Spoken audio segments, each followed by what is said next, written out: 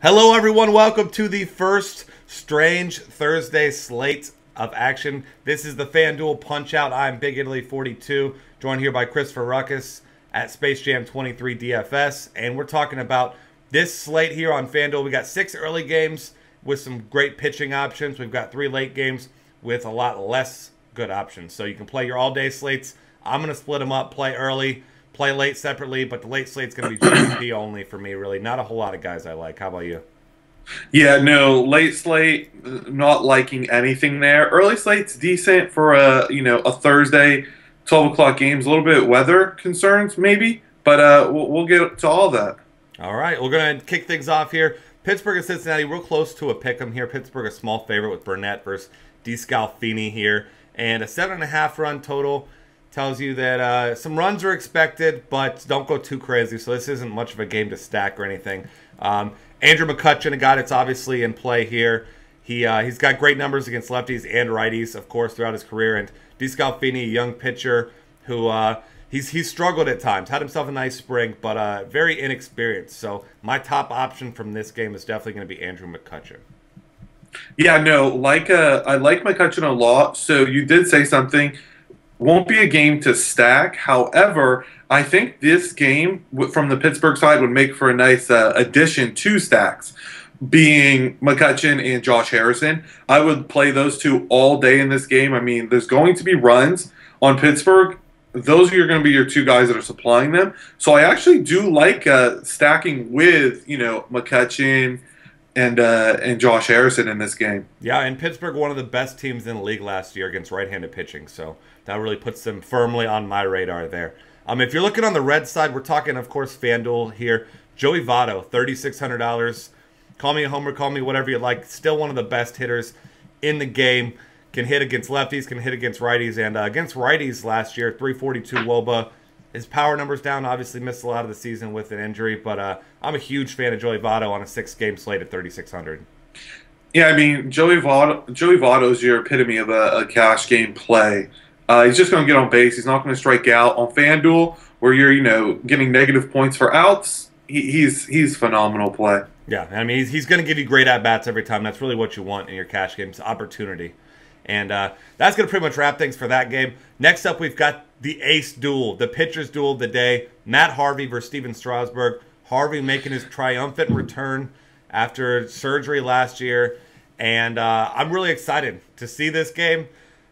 Not so much from a DFS perspective. I mean, you could decide which pitcher you want to go with, Strasburg or Harvey. Obviously, on FanDuel, you can just have one. I don't mind splitting action between the two. Strasburg a minimal favorite here. And we know Strasburg obviously much better at home than he is on the road. And both guys high strikeout rates. Harvey with a 9.6 K per 9. Strasburg at 10.13. So easy solution here. Avoid all batters. Get yourself one, if not both these pitchers in most of your games for the early slate, especially in cash. Yeah, no, completely. I have to say, if I am leaning towards one, I am probably leaning towards Strasburg today, believe it or not. I think that's where my lean is going to be, mainly because, even though Washington's got some injuries right now, I just think their offense is better overall than the Mets. Take that with a grain of salt. It's going to be a close game. And also, you wonder how Harvey comes back. First game back. Does he have any jitters, anything of that nature? It's a big game, so we'll see. But, one of my favorite things is split the action. You're going to get about 1,500 in savings. I think 1,500 going down to Harvey, that's a substantial amount of savings. See what you can do with both and go from there. Yeah, completely agree there. And obviously, like we said, not touching any hitters on either side with 2 aces on the mound. Next up, Minnesota, Detroit, going to be a popular stack here. You've got Shane Green, who may be a surprise to some. It's his first start with Detroit since coming over from the Yankees. Biggest favorite on the day, minus 160 there. And Kyle Gibson had some trouble with the Tigers' bats last year, as expected. Obviously, Detroit, one of the better right-handed hitting... one of the better teams against right-handed pitching last year. Should be just the same this year. And Kyle Gibson, not a guy I would play no matter what. Not in a good spot at all. 6,600. He's not a high strikeout guy. Gives up a lot of base runners as well. So Detroit's going to be a popular stack. And I really don't mind Shane Green if you want to pivot in a tournament to stack up a bunch of hitters. If you want to go with him instead of Harvey or Strasburg. But like I said, cash games, it's going to be Harvey or Strasburg for me. Yeah, no, completely. One thing to note, so one, top stack of the day. Detroit, clean, hands down, no questions asked. That's going to be a huge stack. The big, as we say that, we look at the weather. 85% thunderstorms at 2 o'clock, 90% rain, thunder at 3 o'clock. And then it's tapering off 60%, 50% of rain, after that. So the game should start fine, but that's something to notice with your pitcher and just something to monitor, being that it's going to be such a popular play. If you can gain edgeway and say, wow, this game might not get in, that's a hell of a GPP fade right there, considering that's a monster stack. Yeah, that's a great point. And the one thing it really does have going for it, obviously an early start at 1 o'clock here. So you anticipate it'll probably get in, especially with the rain tapering off, like you mentioned. But yeah, I mean, if you want to fade the masses in a GPP, then staying away from the Tiger stack would be the way to go. On the Twins, here's go ahead. Let me give you the call of the day. I got kind of excited about this. All right. So you want your contrarian stack of the day is you're fading the Tigers and you are stacking the Pittsburgh Pirates. That's going to be my call of the day. I have a hunch here. What's this guy? DeScalfini versus McCutchen, Harrison. There's some good hitters on that team. Pedro Alvarez. I can see the Pirates just lighting them up. That's going to be my contrarian stack of the day. They're all going to be low owned. So if you're doing multiple lineups, please for the Space Jammer, plug in 1 or 2 of the Pirates. Yep, do that for the Space Jammer. I like that. If we're talking Twins batters here, my favorite, and this is mostly because of a discount, he's a guy who paid off his salary quite nicely at times last year. He's got some nice power. And Kenneth Vargas, aside from a great name, Kenneth, love that name. Thought it was a misprint last year, but realized his parents just were creative. You got to love that. And $2,600 today for Kenneth Vargas. So he's firmly on my radar. If you're looking for a cheap play with significant upside, you definitely play Kenneth Vargas here. And listed at first base where there's a decent amount of options, but not a ton on this early slate. I like him a lot. Yeah, no, I love Kenny's Vargas. He's the guy's got serious powers, pop, everything. When you look at his price, you're not finding that power anywhere for $2,600 today. You're not going to be able to play some other stud first baseman, but we also talked, listen, you're playing Matt Harvey or Strasburg today. You have to find value someplace, and value with a home run potential against, Shane Green. I love Vargas today. Yeah, completely agree there. Elsewhere here, not a lot to like. Obviously, all the Tigers bats in play. We don't need to tell you that. So we're going to move on here to Cleveland at Houston with one of the most volatile pitchers of last year at 7,400 here, Trevor Bauer. I mean, he's got significant upside. He's got a nice strikeout rate, over 21%. Houston, as we know, last year struck out a ton. They were last in the league in strikeouts, 23rd against right-handed pitching. Not a whole lot different in that lineup this year. Obviously, we saw Carrasco mow him down. I don't expect Bauer to do anything normal, anything sort of what Carrasco did, especially because he's been wild at times. His walk rate over 9%, which you definitely don't like. But 6-game slate, you're looking for guys for upside, and Trevor Bauer definitely possesses that upside. Yeah, Trevor Bauer, without a doubt, possesses that upside. And also, he's going up against a first major league start, pitcher today. So he's in tone for a win. I haven't seen, what's the Vegas odds on that? I have it right here. It's oh, Woj there. It looks like he's favored. Pick him. It depends what site you're looking at. Yeah. So 8.5 run total though tells you that Vegas is expecting some runs, and a lot of that could be due to the fact that we have seen some wild tendencies from Mr. Bauer here. So I'm going to try to say this name here, Asher Wojciechowski. I'm going to say. I don't know. Someone can correct me on that one once you find out an actual pronunciation. But like you said, it is his first start, and Cleveland's a good team against right-handed pitching. And as if you've played MLB DFS last year or this year, they struggle against lefties. They're great against righties. You'll notice a trend. A lot of good teams against righties in play today. So I don't mind a Cleveland stack at all, especially on the guy in his first start. So all your guys are in play. Same guys from last night. You got your Kipnis, your Santana. Both those guys really cheap. 3,400 for Santana, 37 for Kipnis. Go ahead and check Michael Brantley's status and see what's going on with him. See if he's going to be able to play today. I haven't seen anything official, but I'm sure we'll see a lineup here before too long. On the No, I agree with you on all that. All right, on the Houston side, this is one of my favorite guys from last year, George Springer. 355 WOBA against righties. He's got a nice ISO of 251. Ton of power against a guy like Trevor Bauer, who we know struggles at times, and if he gives up too many base runners, may put Springer in line for, a long ball. And I like George Springer a lot in tournaments today. Yeah, we talked about it before. They've just got serious power and pop. That's going to be a common GPP play right there. We talk about stacks. If you don't do full stacks or you do cash games, whatnot, George Springer needs to be in consideration for that just because it's a shorter slate, which means your home run, your long balls go that much further, no pun intended. But, on short slates, you gain a significant edge by just having one home run on your lineup. It's because there's less opportunity. So my strategy always on short slates, target, the long ball in a major way. Yeah, I completely agree with that, especially with, some good pitchers and some pitchers with significant upside today. You expect you're going to need to have one of these pitchers that has a good day, obviously, especially on FanDuel with a single pitcher. And if one guy has 3 home runs in his lineup, that's the guy you're going to need to catch. So you're going to need to have some power. Balance is all well and good, but like you mentioned, on a 3-game slate or 6-game slate early, you're going to need to definitely have yourself some power. All right, next game on the docket, and this one should see some runs. We've got Chicago White Sox at the Kansas City Royals.